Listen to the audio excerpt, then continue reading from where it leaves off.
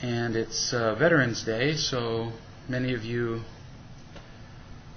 got a holiday today and didn't have to work. I'm sure many of you did. And we're delighted to have you here for our video chat. Thrilled. So let's dive right into the questions that we have had sent to us ahead of time. Here's a woman who says that John, which is the name that we've changed her husband to, I'm not sure what it started off as, actually. John pays the bills in our house, has always done so, and insisted that this be his responsibility when we first got married. I was happy to oblige, as I don't particularly like numbers, and he's a financial advisor, so it just seemed to make sense. He was upset at me a few months ago because I didn't pay a particular bill, a cell phone bill. Like I said, he usually pays the bills, but he wanted me to pay this particular bill because I went over my minutes. So he stopped paying a number of our bills for a few months, quote, to prove a point. So already this is a little crazy. And you probably made a mistake right off in agreeing to pay that particular bill.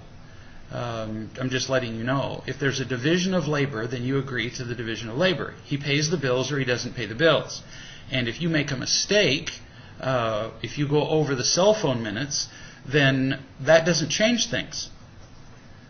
So if you go over the cell phone minutes, then so what? Then he still pays the bills. Just as in the same way, let's say that it's your job to wash the dishes. Then if he makes a plate especially messy, you don't say, oh, well, I'm sorry, now you have to wash that plate. Do you understand?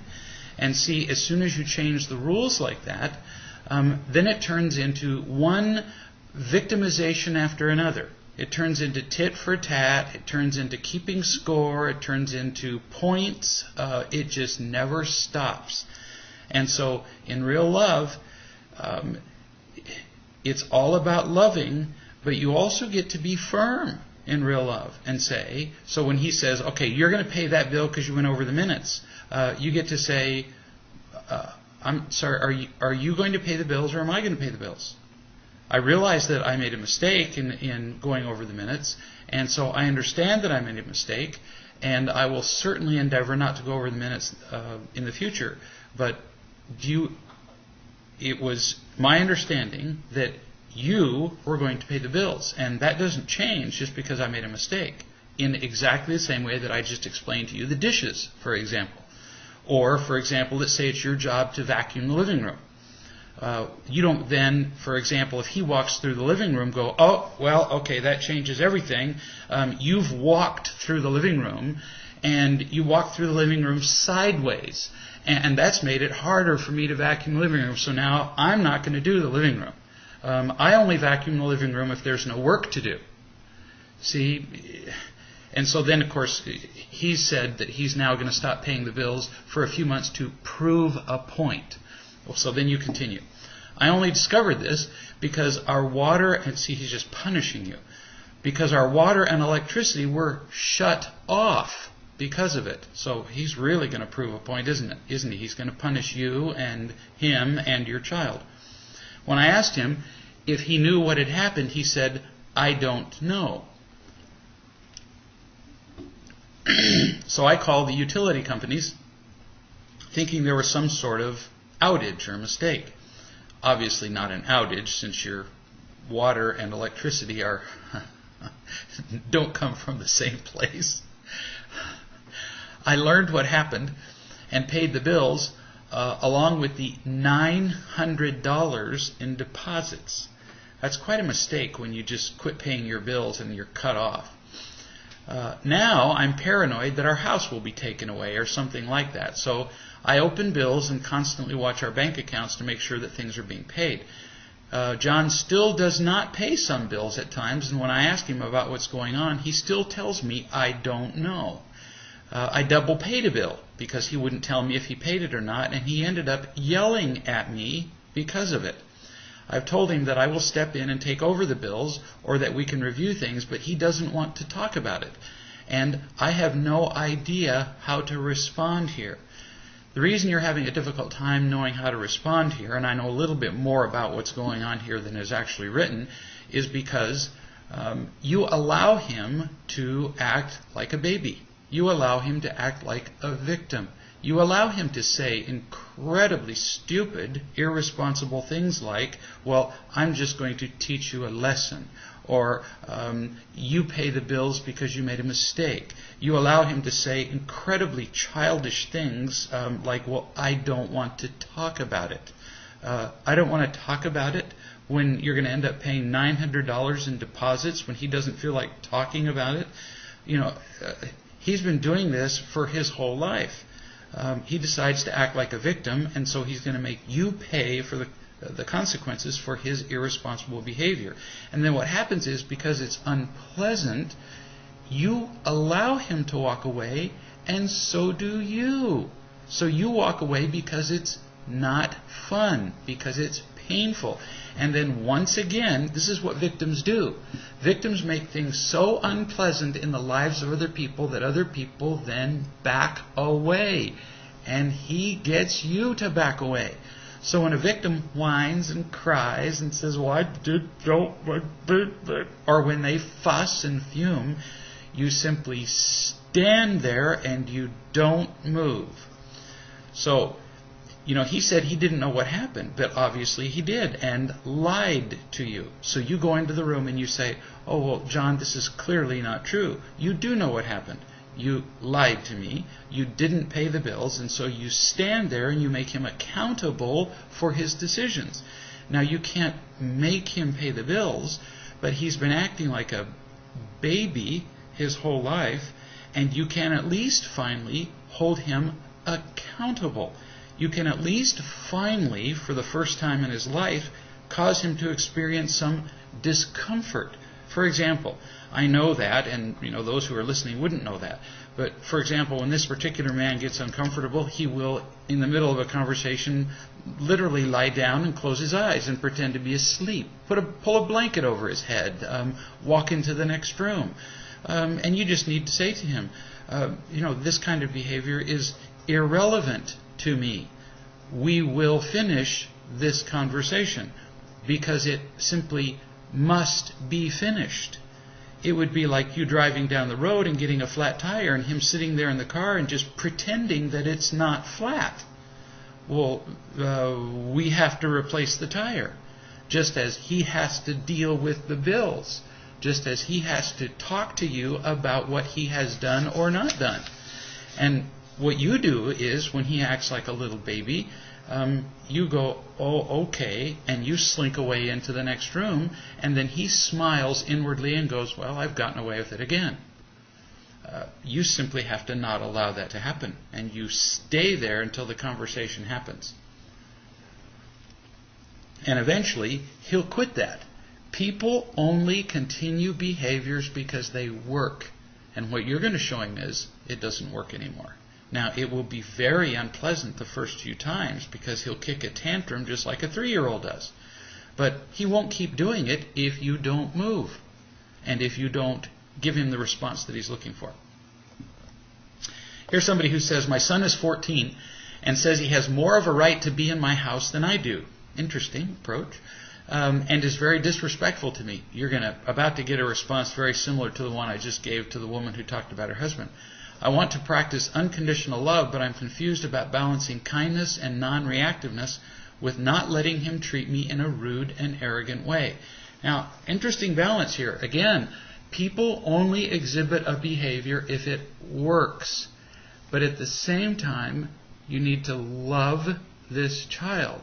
So, he's only behaving in a snotty, arrogant, disrespectful way because it's getting something from you. So, he's being snotty and disrespectful to you, and I'm guessing, it's not really a guess, he is getting some reaction of pain from you. It's a guarantee. I don't even need to be in the room. So when he's going and lashing out at you and using unkind words or whatever it is, in some way you are wincing. You're going, it's bothering you. You have to decide that you don't need your son to love you. And right now you do. So you wince when he treats you badly and doesn't love you. You need to get more love from adults so that when your son lashes out at you, that means nothing to you. His lashing out causes you zero pain. You have to talk to enough other adults that that's meaningless. To the point that when your son lashes out at you, what that becomes is information. All your son is telling you is that he's in pain. Then, and only then, can you do what I'm about to tell you next. As long as you're in pain, you can't do this next part. You can't fake it. But once you're not affected by it, then you can say to him, I see that you're angry, I get that. But you need to translate this into English words for me. So I get that you're telling me you have more of a right to be here than I am. I see your anger. But all of this is completely unhelpful because I can't do anything about that. You need to translate this into telling me what you're angry about and telling me what you want. And you'll have to help him because he doesn't know. He really doesn't. He has no clue. He'll tell you he wants a pony. I'm making this up, obviously. He'll tell you he wants a new car. He'll tell you he wants a bigger room. He'll tell you he wants video games. He'll tell you he wants endless free time and not to go to school. But what he really wants is to feel loved, and you can help express that. You can, as you read the parenting book, for example, say to him, what you really want is to tell me how furious you are at me for not loving you, caring about you, being kind to you from the time you were a little child. That's what you really want to tell me. And you're right, I haven't. So I can't correct all the years that I haven't loved you and cared for you and respected you and been kind to you and taught you what you've needed to know up to this point. I can't correct that. But I can begin to love and teach you now. And then you can follow the hundreds of examples that are given in the parenting book and begin to love and teach this child. And that's a long process. Here's somebody who says, I had coffee today with a lady who I thought was becoming a friend. We've gotten together once before and we seem to be cultivating a friendship.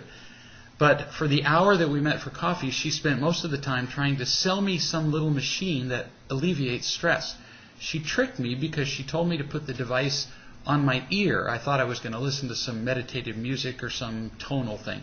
And then the light blinked and she went like, see, you have stress. So, of course, there was no way the machine wasn't going to say that, right?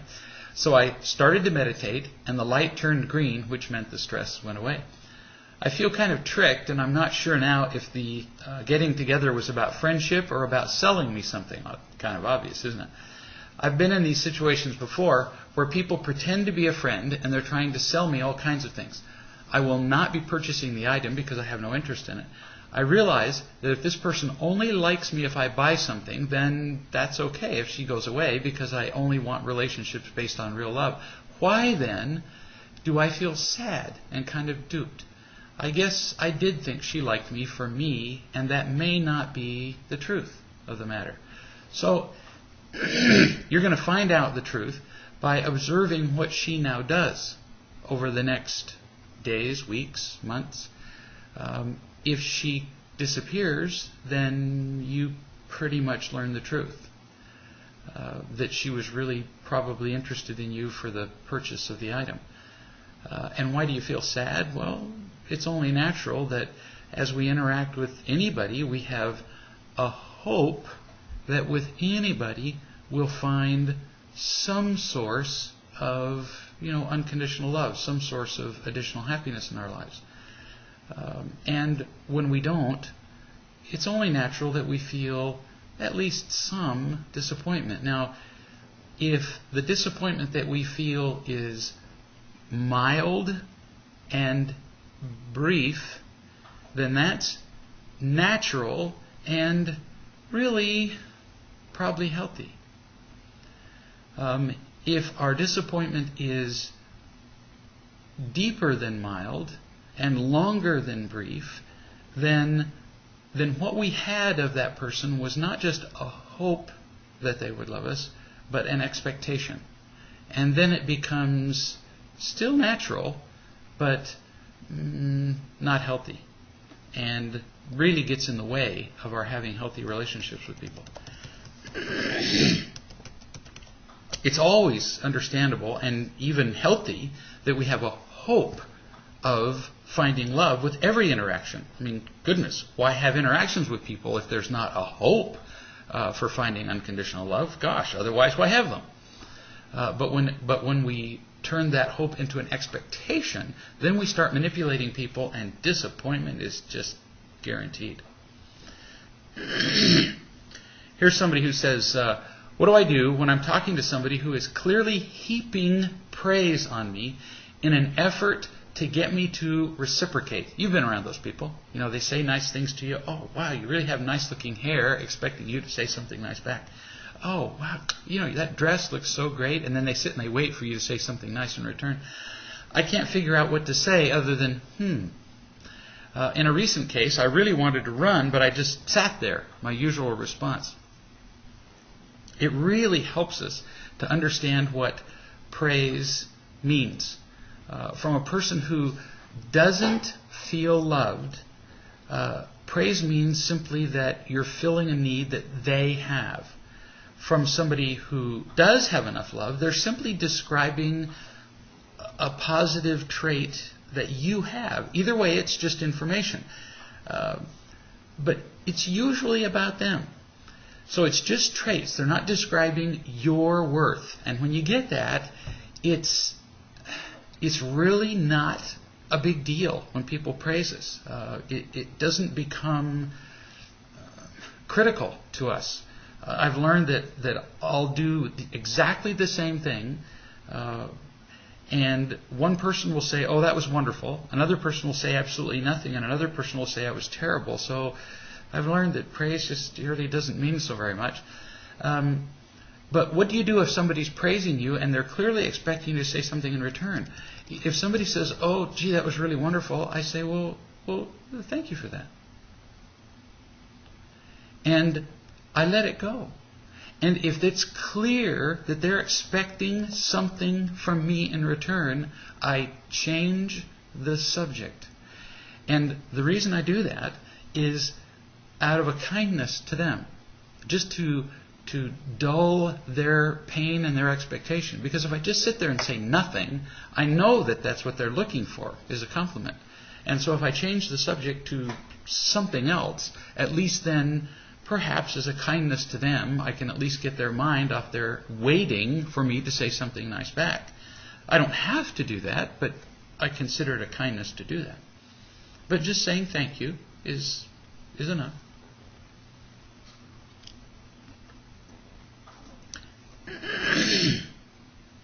Here's somebody who says, is it wrong to buy a business? I love it when somebody asks me if is something right or wrong, as though I would somehow know. To buy a business that sells alcohol as well as other items. I just wondered, since alcohol is addictive, would it be unloving to sell it, or is it up to people to take responsibility for themselves? I just know this. We're here in this life to be happy. Anything that contributes to feeling loved, loving, and happy is right. Anything that I do to feel loved, loving, and happy is right. So I can answer that for myself. I've noticed that in the lives of other people, anything that they do to feel loved, loving, and happy is right. I've never seen anybody drink alcohol and feel more loved, more loving, more responsible, or happier. Now, whether you could, for example, purchase stock or interest in a company like a hotel that, as a sideline, sold alcohol as part of its business, and whether you could then feel more loved, loving, and happy? I don't know. That's a pretty peripheral question. Because you wouldn't be directly contributing to the drinking of other people. You're going to have to figure that out on your own, sweetie.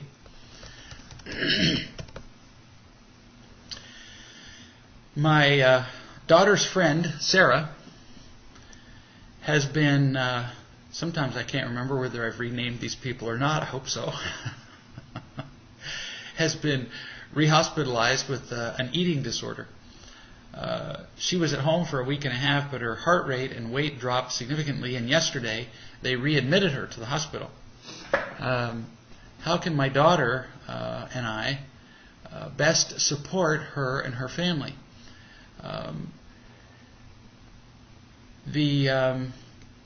And so what I did was I wrote back to the family and just asked.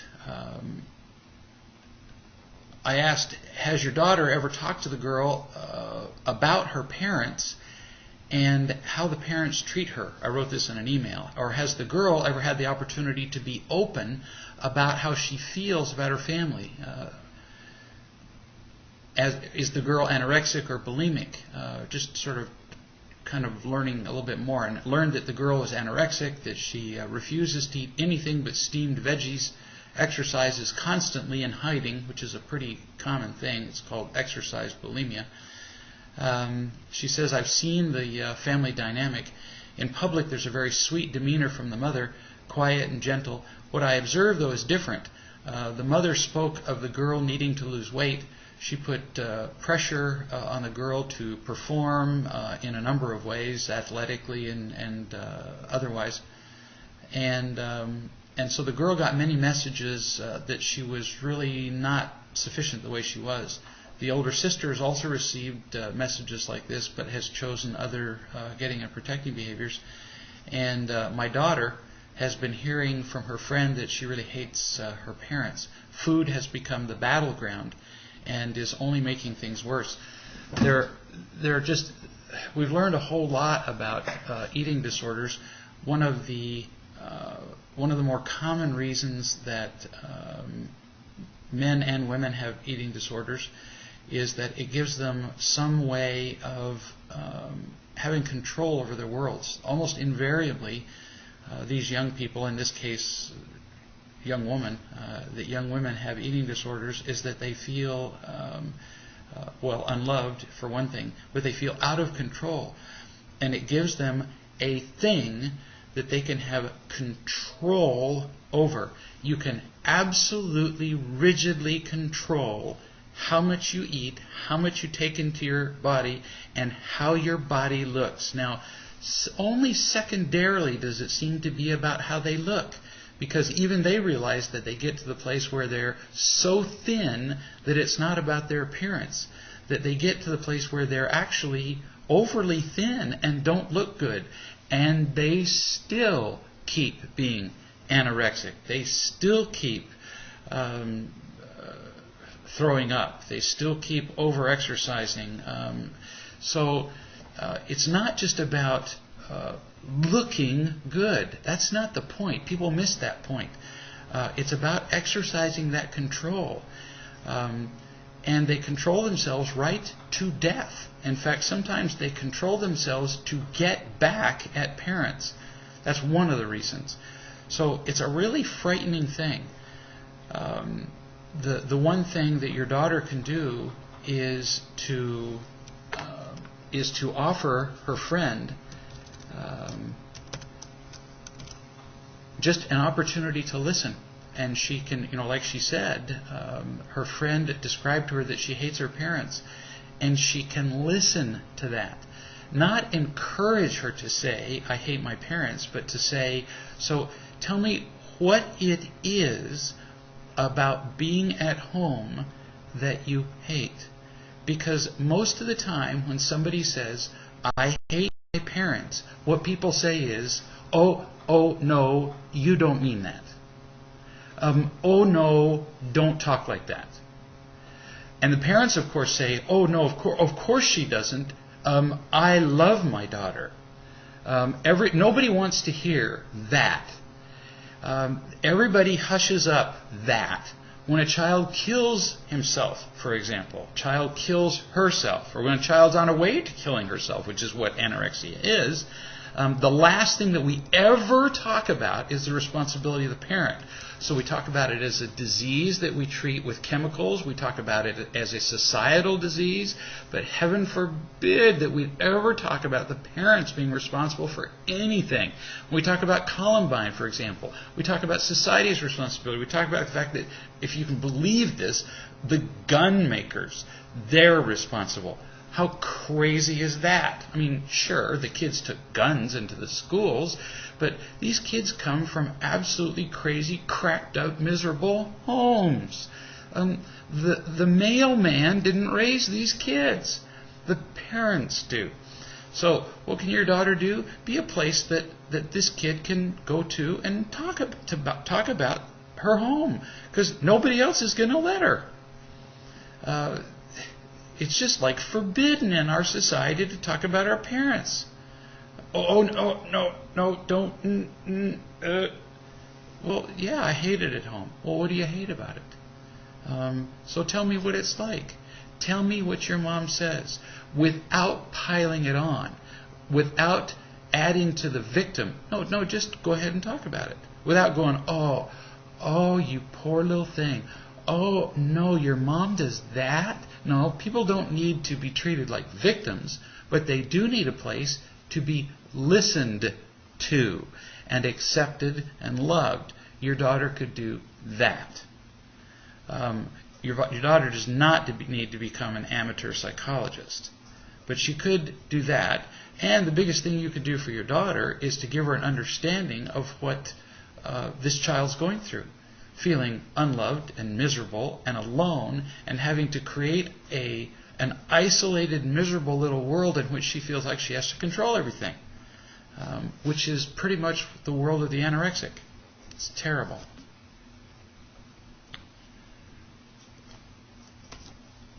My friend called to say, new letter, that his son had found my son, Mark, on YouTube, openly doing drugs on the internet.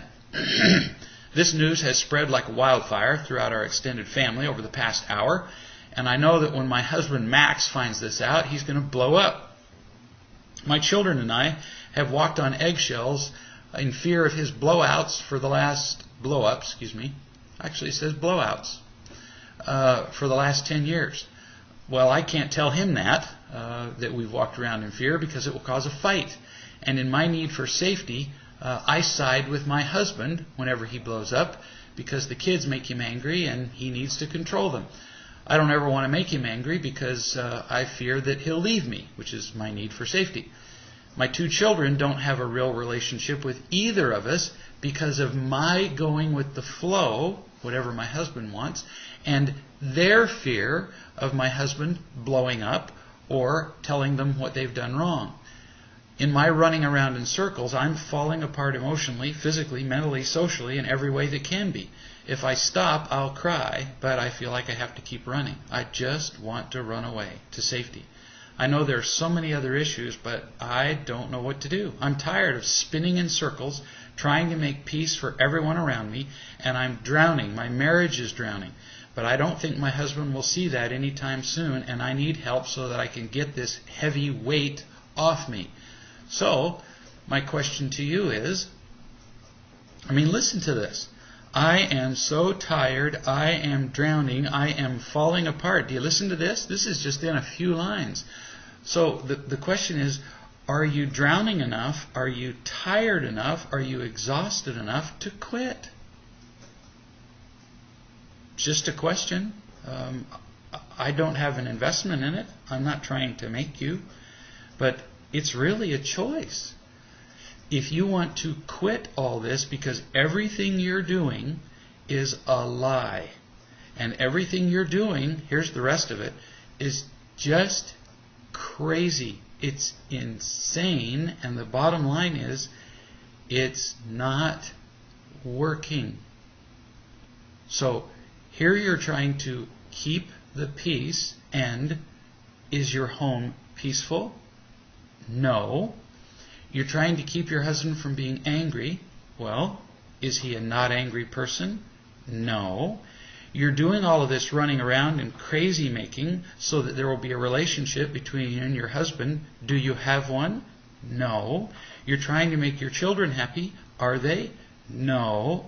Absolutely all of the things that you're trying to accomplish with all of this running around and lying and manipulate, are you accomplishing a single one of those purposes? No. Well, sweetie, it sounds like you've been doing this for more than a couple of weeks. Sounds like you've been doing this for, I'm guessing 15 plus years. Well, if you've been doing something for 15 plus years and it isn't working, I'd give it up. What do you think? You got nothing to lose. You really don't. You're afraid he will leave you. And you really need to hear this next part. Until you're willing to risk that, you are a dead woman. You've got to be willing to risk that. You've got to be willing to risk everything in order to be happy. I was a surgeon for 20 years, and I operated on people almost every day. And I used to tell people, when we'd go into the operating room, I'm going to hurt you. I used to tell people they would sign an operative report every time I'd operate on them. And I'd say, the odds are pretty good that we're going to help you. Restore your health, save your life, save your sight, whatever it is. But the risk of improving your life is that we might kill you. You might lose your sight. There's always a risk. And until you're willing to accept the risks, we can't help you at all. You have to be willing to accept the same risk. And see, you keep running around in circles because you're not willing to take the risk. Well, the craziness is that by your avoiding the risk, you are getting absolutely the worst consequences, the one you fear the most. You're getting misery and pain your whole life. So you're already living in hell. You're already there. I don't see how it could possibly be any worse. So you're right. If you start talking to him straight, he might leave, and that would be better than what you've got now. So live with that, and when you can live with that, then you can start telling the truth and living a happy life. Only the truth and love are going to work here. The truth and loving. So you have to start being honest. And so when your husband starts acting like what sounds like a fool here and being angry and attacking you and the kids, you need to tell him exactly how you feel. Not in anger. You don't stand up to him, because that's just one attack for another. And, adding one getting and protecting behavior to another, you don't win. But you need to start standing up and speaking the truth. And when he attacks the children and he's ugly, it's time for you to finally stand up as their mother and say, Fred, this isn't going to work. This just isn't going to work in this home. And when he stands up to you and he screams at you, because my guess is, like you said, he blows up and he screams at you, you need to say to him, I'm not going to participate in this discussion. So I'm going to go in the other room and I'm going to think about this a little more, and I'm going to come back and finish this discussion when I'm prepared to answer you in a more loving way. You don't need to tell him to stop blowing up, but you're not going to respond to him until you can be more loving. And he's going to catch on that you're not the same person anymore. And when he starts ordering you around, which apparently he has been, you're going to say, on many occasions, you're going to look at him and say, no. He's going to say, do this. And you're going to say, no, I'd really rather not. Because in real love, you don't do everything other people demand that you do. You give to people as you feel unconditionally loving enough to do that. Until you start learning how to be more unconditionally loving, sweetie, this marriage just isn't going to work, and your children will suffer. So it's time to change, my darling. Or you're going to continue to live in hell.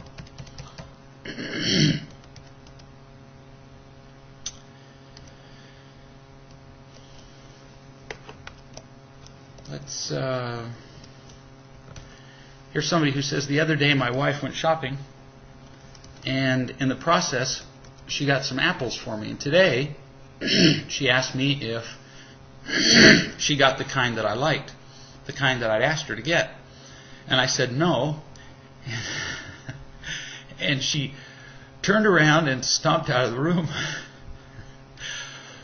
Then, when I went into the next room, she was watching television, and she snapped at me about something I hadn't done.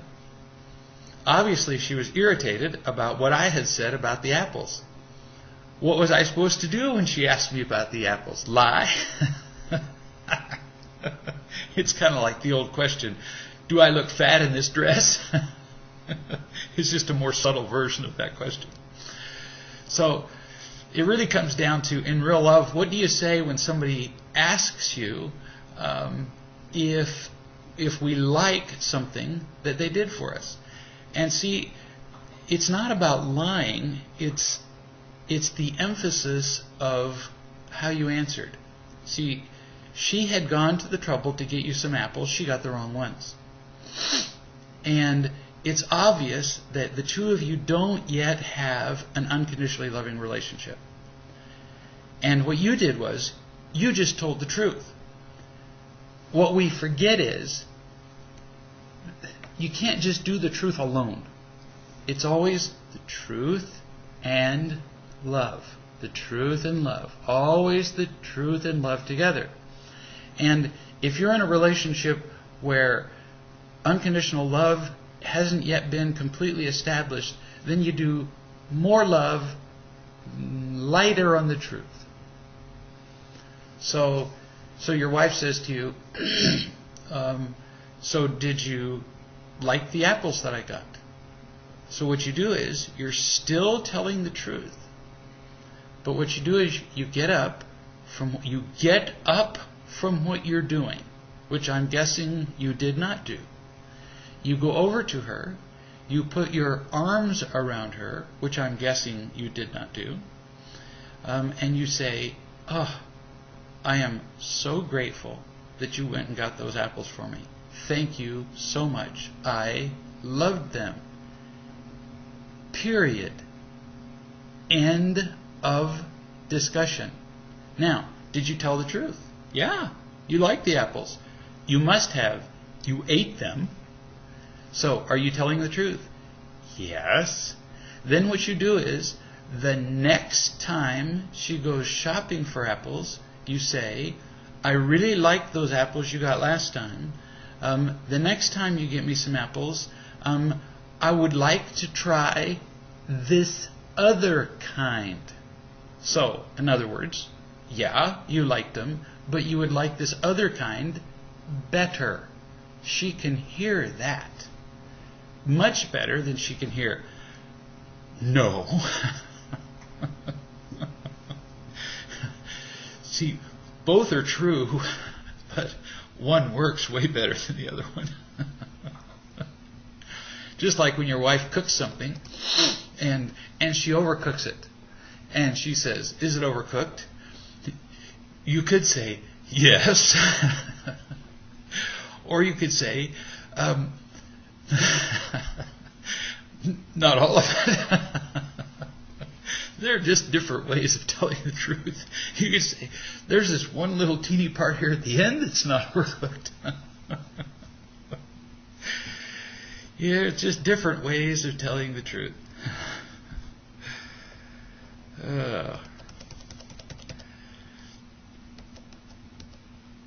Gratitude works a whole lot better than criticism, is the point.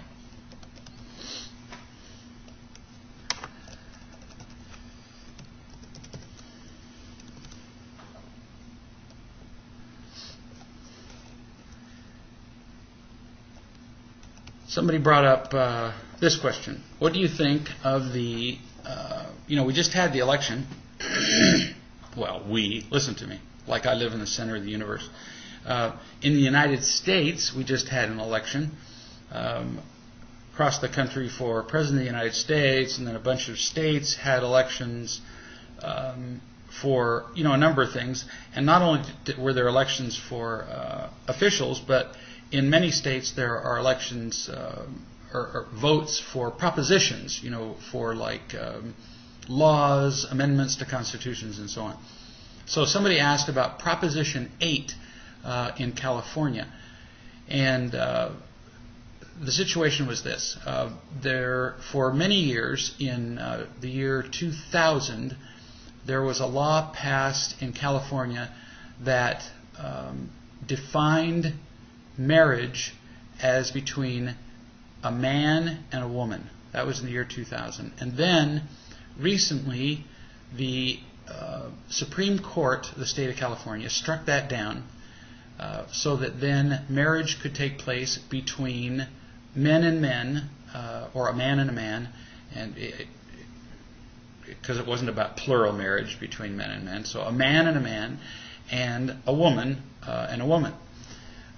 So then, this year, in November, Proposition 8 came on the ballot, which was for the purpose of it wasn't really an overturning. What it was an amendment to the state constitution so that it maintained that marriage would again be between a man and a woman. And it amended the Constitution so that now the state Supreme Court could not overturn it. So it now became so that it was a done deal. Much harder to change once it's an amendment to the Constitution. And this, as you might imagine, caused quite a political firestorm in the state of California. People just really got excited. People from the political left, right, and middle got pretty excited about this one. And so somebody wrote and said, so politically speaking, what was the right thing to do here? Again, this is kind of like somebody asked me earlier on, what's the right thing to do about selling alcohol? Well, there's just no way in this world I'm going to address what the right thing to do politically is, because how would I know? But we simply have now what we have, and the voters of the state of California, who have the right to make that declaration, voted yes on Proposition 8, which made it an amendment to the Constitution of the state of California, so that now marriage is defined in the state of California only that, well, it actually is in a number of states now, but in that state marriage is defined as between a man and a woman. So, do the people of the state of California legally have the right to make that definition? They do. Do they have the right to refuse two men or two women the right to marry? They do. So that's like a done deal. That's really not arguable. But there are a number of issues here to address from a real love standpoint. There were a number of mistakes made here and a number of actually beautiful opportunities, which to me is the far more important issue. The opportunities, much more than the mistakes. But the mistakes lead into the opportunities, so why not?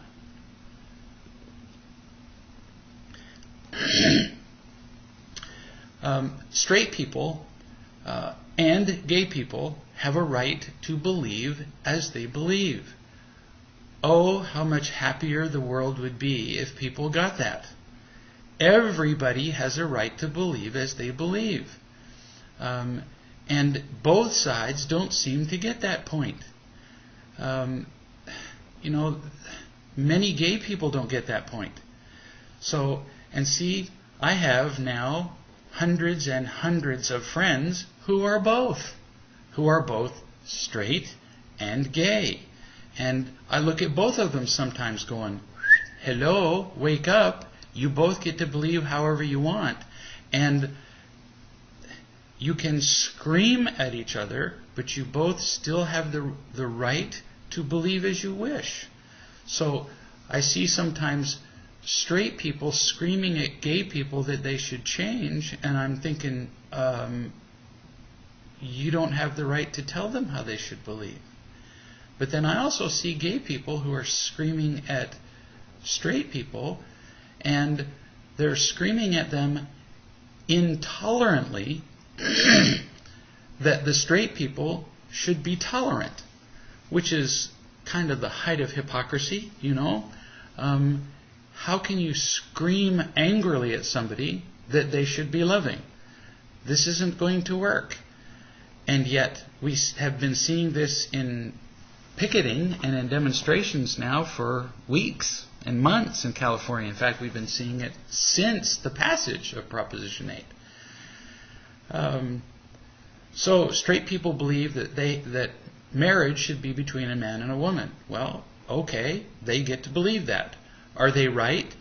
They believe they're right. And they get to believe that they're right. But then they must be very careful not to be hateful to those who believe otherwise. In fact, many straight people believe that their beliefs come from God.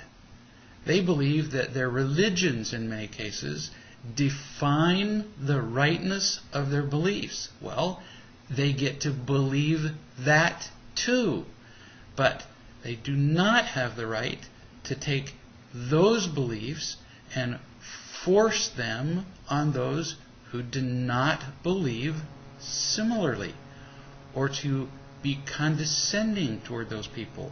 Or, again, I was talking about the hypocrisy of gays a moment ago, or to, in the ultimate hypocrisy, in the name of God, horrifying, speak in hateful ways to gays that they then condemn in unloving or ungodly ways. It's a striking hypocrisy.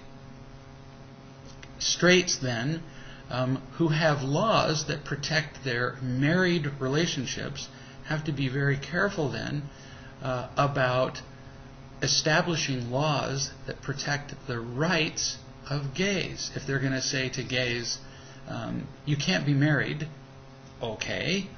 If you're going to be in the majority and make laws that are going to strip from gays the right to be married, then what are you going to do to protect their rights? For example, I have oodles of gay friends, but just pick one. So I know one couple, 2 women, and they've raised a young child from birth. And one of the women was artificially inseminated. And so they've raised this kid from birth, and the kid got to be, I'll get it wrong, so it doesn't matter, 8. And the 2 of them broke up. Gays have the exact same problems in relationships that straight people do. They can get just as angry and selfish as anybody else.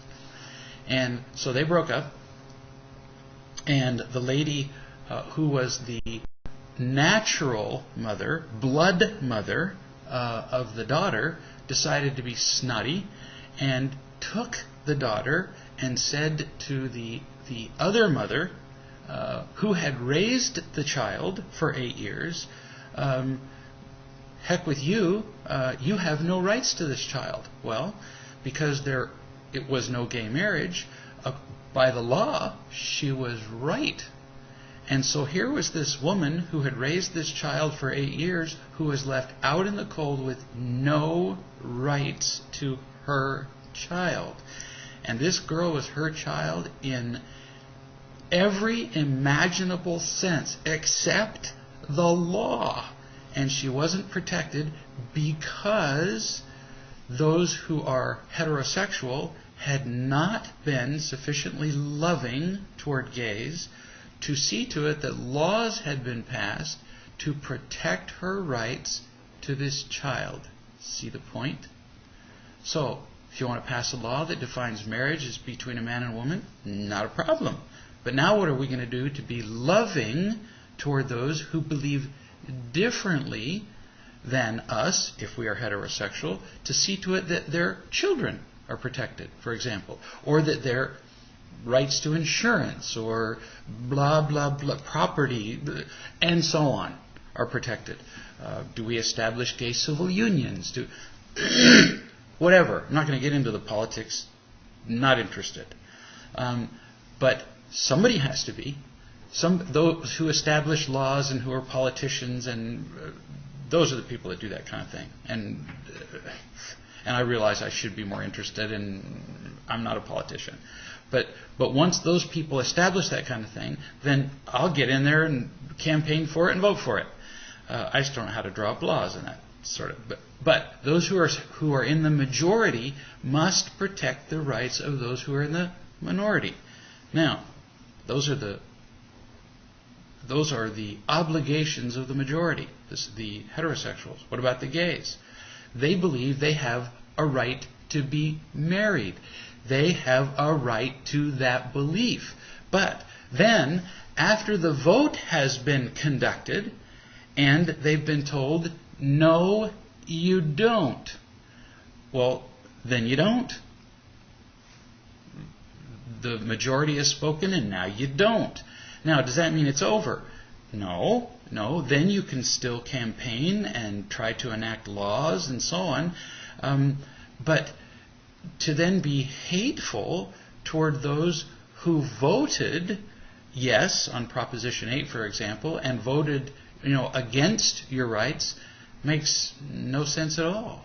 To, for example, stand in the way of churches, to literally block the entrance to churches, to send hate mail. There have been thousands of letters and hateful emails and so on sent to churches and church leaders in California saying, we hope you die, watch your backs, you better not be holding weddings, heterosexual weddings in California because we're going to come after you and kill you. And holy smokes. So then, let's see. So if the vote goes our way, we'll be happy. And if the vote doesn't go our way, we'll kill you. That's not an election. That's a hostage situation. So it's all about being loving. The majority always has the obligation to protect the rights of the minority. And the minority, if not sufficiently protected, has the obligation to continually be petitioning the majority to see to it that they are protected, but not to lash out and be hateful. Hate only begets more hate. It's always about real love, and that's not a political situation. It's about love. Love begets more love, and is far more productive than hate ever was.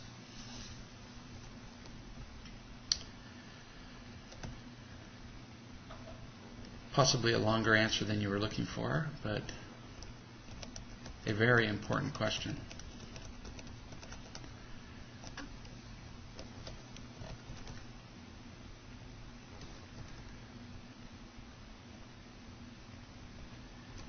Here's a man who said that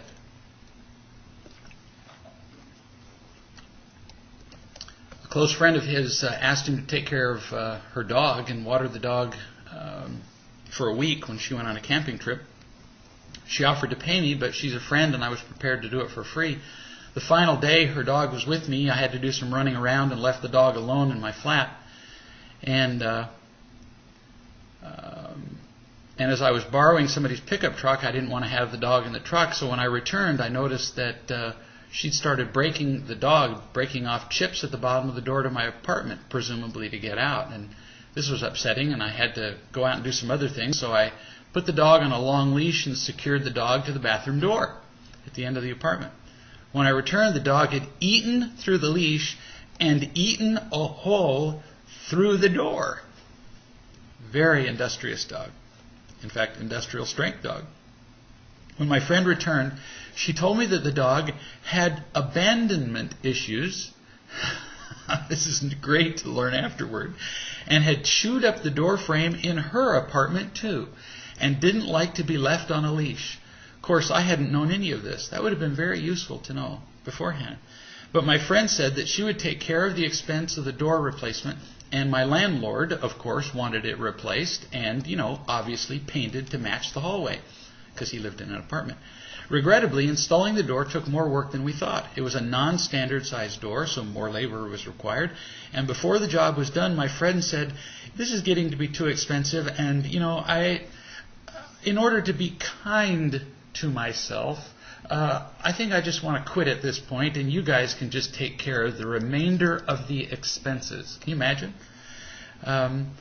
And so I sent her an email saying that I didn't understand this attitude, and that because the job was more complicated than she thought, how did that relieve her the responsibility for her dog? And I said, I thought that her implying that my landlord and I had a responsibility to help was hogwash.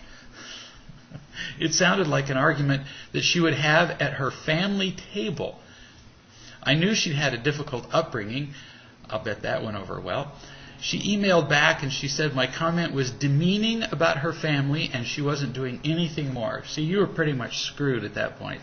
As soon as you bring somebody's family into it and you use the word hogwash, you're dead. You just well gotten out a gun and shot yourself in the foot. So I've been thinking how I could possibly have done this, a little bit differently. Yeah. She emailed me today and said, when are we going to stop this pissing contest and talk? I'm afraid that I still feel this is totally her responsibility and I don't want to deal with this at all. If she'd said, times are tough, would you help me paint it? I would have done it out of the goodness of my heart. But I'm hating the haggling and part of me just wants to fix it and drop the whole thing. Still, I'm resentful toward her and it's already affected how I feel toward her. So I'm trying to get to a loving place and I feel that she must be empty and afraid and so am I. So you can see what's happened here. You got empty, you attacked her, she was already attacking you. It's easy to be nice to people when they're being nice to you. So you really have to step back out of it and see what's going on and then make a decision. So what do you want out of this? If all you want is money, then this is easy. You just say to the woman, okay, I'm going to take this to small claims court and we're going to settle this.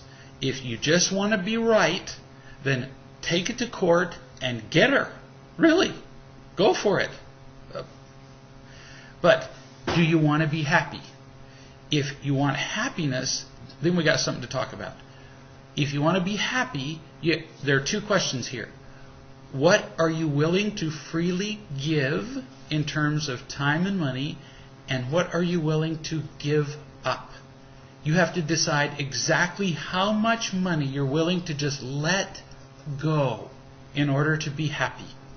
In order to be happy, what are you willing to just let go? Are you willing to just give up $50 just to blow it off and be a happier person? Are you willing to give up being right? Because you are right. But are you willing to give that up? And if you're willing to give up being right, and you're willing to take, the extra $40 that it's going to take to finish off that door, because she's already paid you a certain amount, just to walk away feeling a certain peace, then you'll be done. And only you can make that decision, and it's entirely your choice. So it's been thrilling to be with all of you. Been really fun questions, like, whoa, very cool, productive, deep questions. And remember that in the end, until we meet again next Tuesday, it's always about real love. We'll see you then.